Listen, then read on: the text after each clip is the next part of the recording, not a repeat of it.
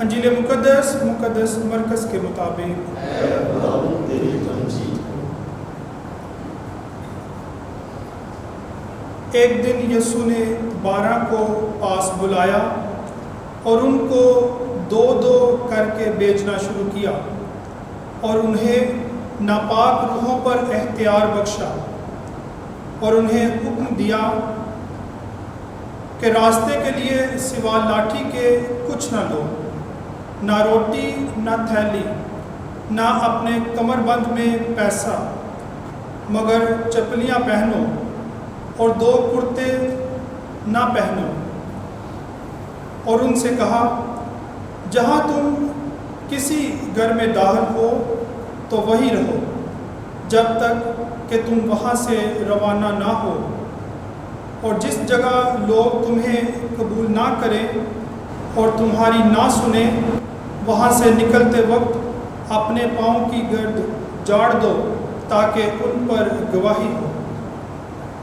اور وہ روانہ ہو کر منادی کرنے لگے کہ توبہ کرو، اور وہ بہت سی بدروحوں کو نکالنے اور بہت سے بیماروں کو تیل مل کر شفا دینے لگے۔ انجیل مقدس کے وسیلے سے ہمارے گناہ معاف کیے جائیں۔ عزیز بھائی اور بہنوں، آج کی تلاوتوں پر جب ہم غور کرتے ہیں تو ہم دیکھتے ہیں کہ خدا ہر انسان سے انصاف چاہتا ہے، اور انصاف کا تقاضا یہ ہے کہ ہم اپنے لیے نہ سوچیں، ہم دوسروں کے لیے سوچیں، اور پھر انصاف ہو سکتا ہے۔ عزیز، جب انسان کی آنکھوں میں لالچ آ جائے اور یہ لالچ نفسیاتی بیماری بن جائے تو اس بیماری کا علاج بڑا مشکل ہو جاتا ہے۔ انسان کے پاس ہو سکتا ہے بہت کچھ ہو، کھانے کی چیزیں بہت ہوں، پہننے کی چیزیں بہت ہوں، فریج بھرا ہو، سٹور بھرے ہوں، لیکن پھر بھی جو چیز بھی دیکھے، یہ چیز کوئی موبائل ہو، کوئی کار ہو، کوئی اچھا گھر ہو، کوئی پراپرٹی ہو، کوئی کار ہو، جو بھی چیز ہو، چاہے کوئی رومال ہی ہو، اس کا جی چاہتا ہے یہ میں لے لوں، یہ میرے پاس ہو تو کتنا اچھا ہے۔ عزیز، یہ ہے نفسیاتی لالچ، نفسیاتی لالچ جس کا علاج بہت مشکل ہوتا ہے۔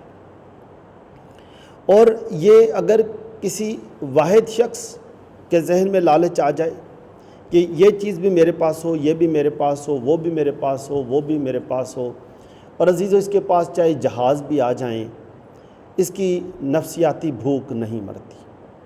پیٹ بھرا ہوتا ہے، کھانا نہیں کھا سکتا، مزید کتنا کھائے گا، لیکن آنکھیں نہیں بھرتی، اس لیے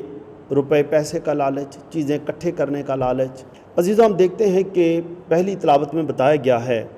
کہ آموس نبی یسوع مسیح سے کوئی 786 سال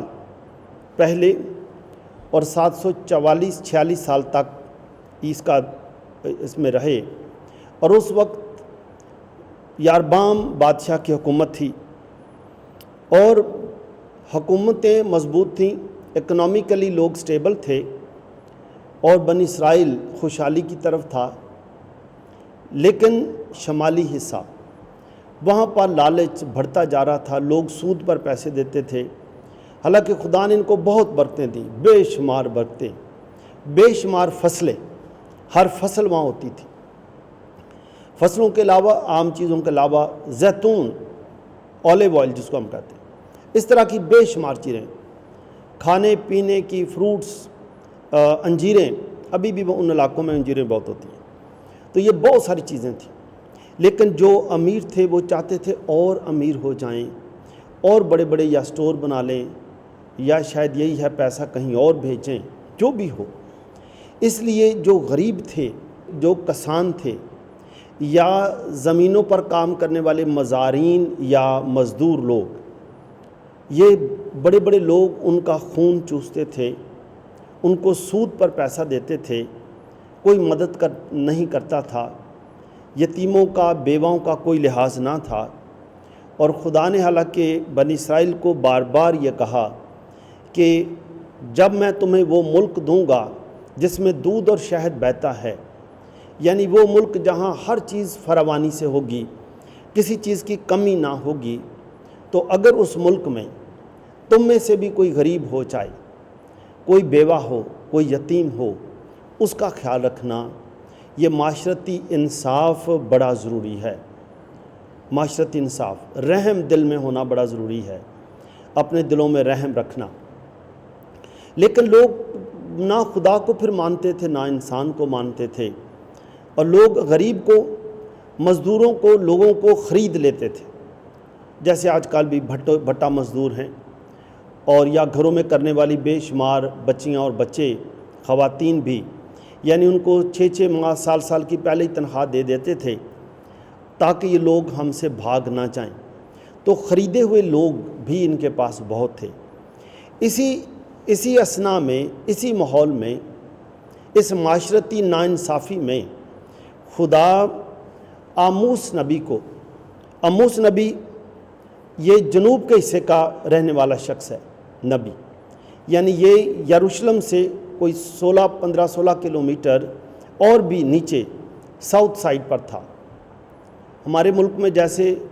پشاور ہے یا گلگت وغیرہ، اس کو ہم شمالی علاقہ جات کہتے ہیں، نارتھ سائڈ ہے، کراچی، حیدرآباد، یہ سارے ساؤتھ سائڈ پر آتے ہیں، اور ان کو ہم جنوبی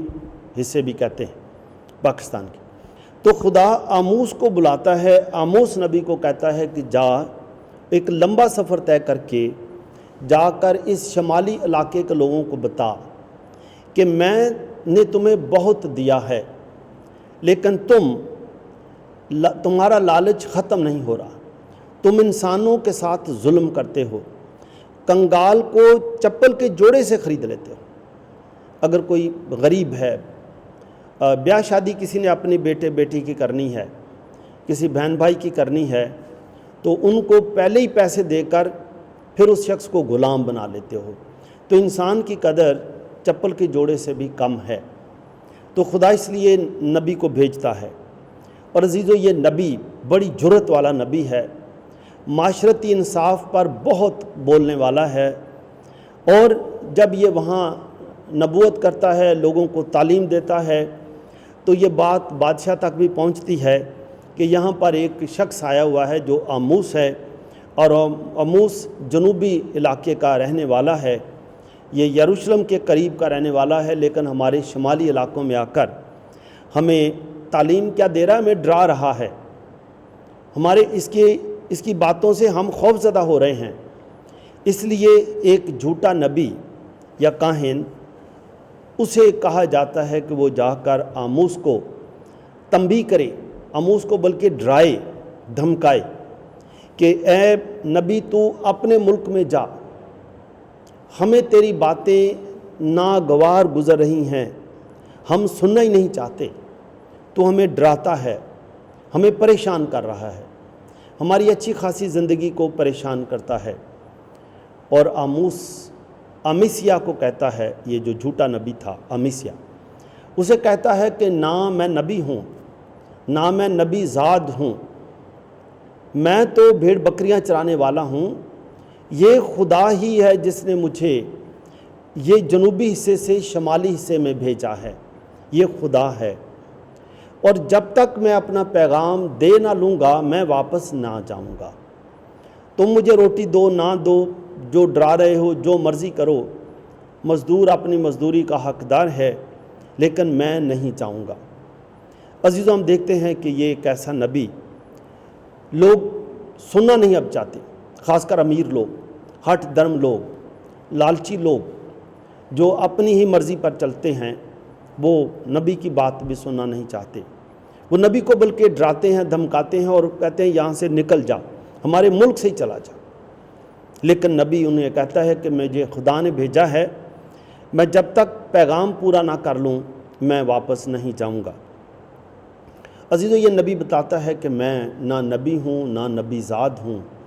یعنی نبیوں کی لڑی سے بھی نہیں ہوں، لیکن میں تو بھیڑ بکریاں چرانے والا ہوں۔ اپنی بڑی سادگی اور سادہ زندگی کے بارے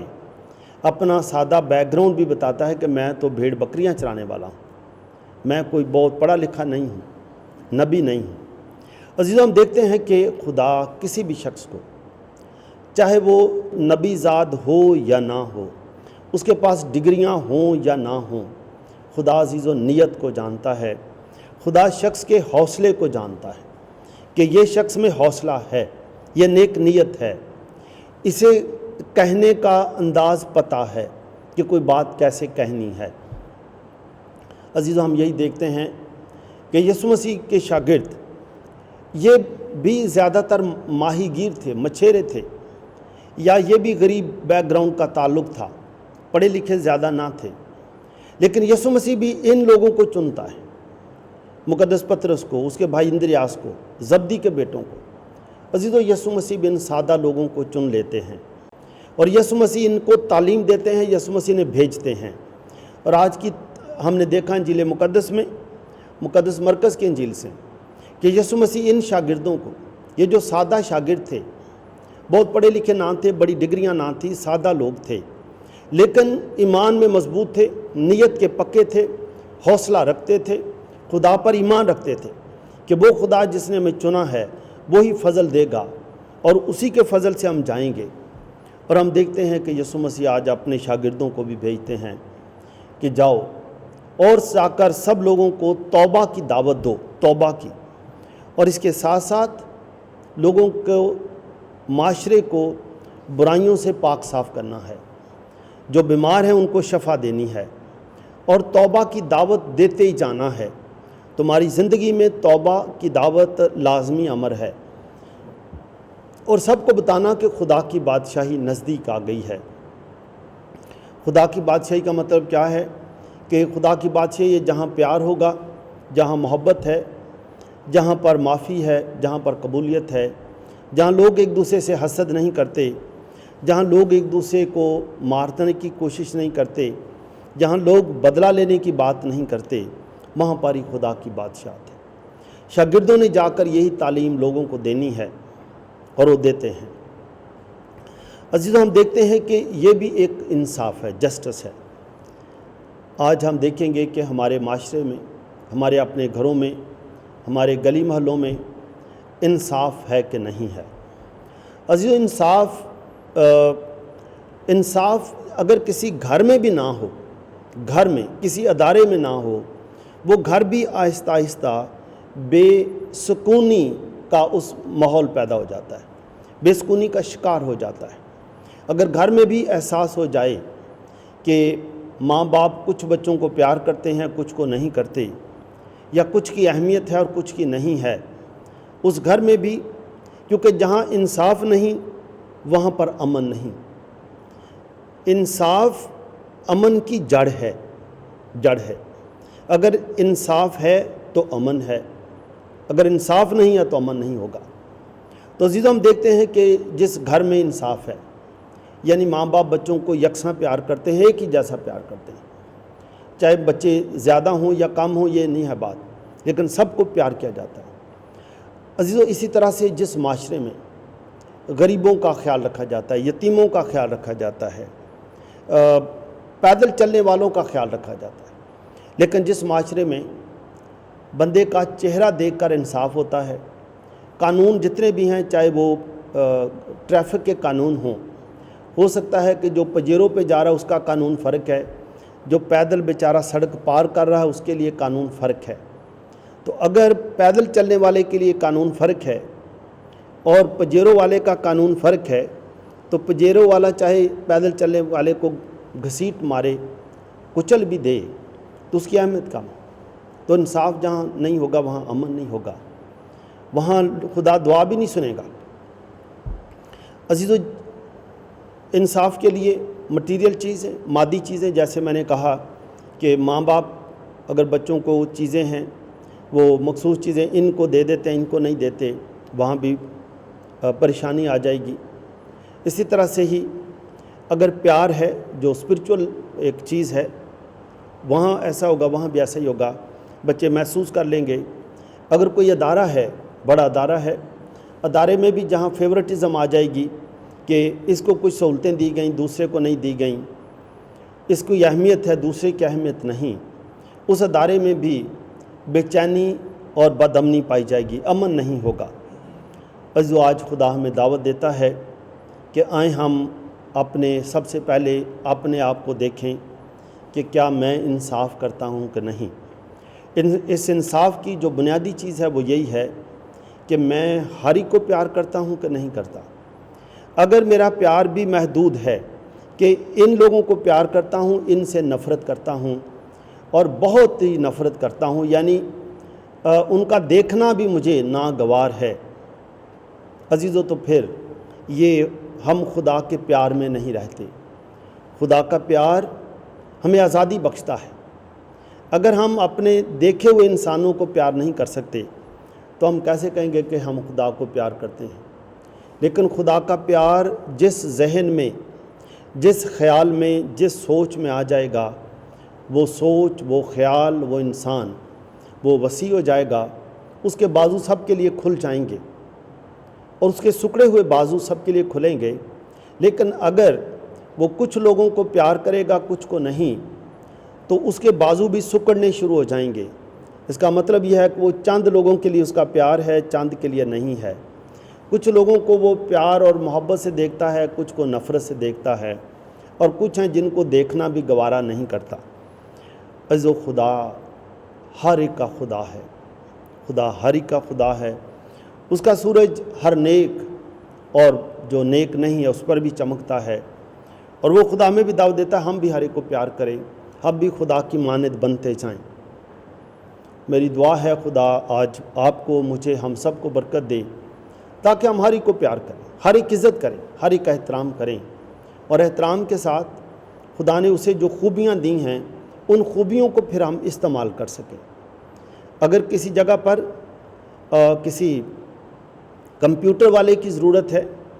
کمپیوٹر کی، تو وہ کمپیوٹر والا ہی کام کر سکتا ہے۔ وہ ضروری نہیں ہے کہ میں چاہے کہوں نہیں یہ ہماری برادری کا بندہ، اس کو ضرور رکھنا ہے، تو برادری کا بندہ تو ہے لیکن اس کو کمپیوٹر نہیں آتا، تو یہ بھی پیار کا قتل ہو جائے گا کہ ہم نے ایک شخص اس کی خوبیوں کو نہیں پہچانا اور کسی کو ہم نے اسپیشل فیور دے کر اس کو رکھ لیا۔ یہ بھی ادارے کی تباہی ہو جائے گی، اس گھر کی بھی تباہی ہو جائے گی۔ عزیزو، اس لیے اپنے آپ کو بڑا کرنا، دل کو وسیع کرنا، خیالوں کو وسیع کرنا، اور خدا کی مانند سوچنا کہ خدا ہر ایک کو پیار کرتا ہے، خدا ہر ایک کو رزق دیتا ہے، ہر ایک کا رازق ہے۔ تو عزیزو، وہی ادارہ، وہی گھر کامیاب ہوگا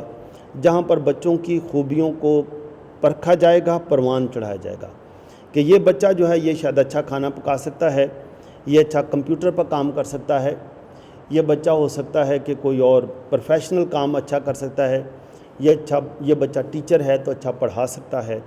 یعنی خوبیاں ہر ایک کے اندر ہیں، اور ان کو ان کی خوبیوں کے مطابق ہی پہچانا جائے، قبول کیا جائے، انہی کے مطابق۔ پھر وہ گھر جو ہے اس میں ہر ایک سمجھے گا کہ میرے ساتھ انصاف ہو رہا ہے۔ ایسے ہی جیسے اگر ہم کسی باغ میں جائیں، وہاں پر گلاب کا پھول بھی ہوگا، وہاں چنبیلی کا پھول بھی ہوگا، وہاں پر ہو سکتا ہے گیندے کا پھول بھی ہو، سورج مکھی بھی ہو، تو ہر پھول کی اپنی اپنی اہمیت ہے، اپنی اپنی خوشبو ہے۔ جو اچھے مالی ہیں وہ تمام پھولوں کی آبیاری کرتے ہیں، سب پھولوں کی دیکھ بھال کرتے ہیں، سب کو پانی دیتے ہیں۔ وہ یہ نہیں کہتے کہ اچھا مجھے گلاب کا پھول پسند ہے تو چلو سورج مکھی کو جلا دیتے ہیں یا اس کو اکھاڑ دیتے ہیں، نہیں، وہ سوچتا ہے یہ سب رہیں، باغ میں ہر کوئی رہے، تبھی باغ اچھا لگے گا۔ کسی طرح آموں کا باغ، اگر کوئی باغ ہو سکتا اس میں آم بھی ہوں، اس میں فالسے بھی ہوں، اس میں کیلے بھی ہوں، اس کو شاید فالسا زیادہ پسند ہو، لیکن یہ نہیں کہ فالسا پسند ہے تو وہ کیلے کاٹ دے، وہ چاہے گا کیلے بھی رہیں۔ تو عزیزو، یہی جب انسان میں بھی یہ بات آ جاتی ہے کہ افراد، شخص، اس کی بھی ہر ایک کی قدر ہے کیونکہ اس میں یہ خوبی ہے، اس میں وہ خوبی ہے، وہاں انصاف ہوتا ہے۔ میری دعا ہے خدا آپ کو بھی برکت دے، مجھے بھی برکت دے، تاکہ ہم اپنی پہلے خوبیوں دیکھیں، جہاں پر ہم رک جاتے ہیں کسی بھی وجہ سے، نفرت کی وجہ سے، حسد کی وجہ سے، سنی سنائی باتوں کی وجہ سے، وہاں ہم آگے چلنا سیکھیں تاکہ انصاف ہو۔ خدا کرے کہ آپ کے گھروں میں ہر وقت، ہر بچے، ہر شخص، ہر فرد کے ساتھ ہم سارے مل کر انصاف کر سکیں، اپنے معاشرے میں انصاف کر سکیں، تاکہ ہمارے گھر، ہمارا معاشرہ دن بدن ترقی کرے اور کوئی بھی انسان اپنے آپ کو محروم یا بیچارہ نہ سمجھے، مسیح خداوند کے وسیلے سے۔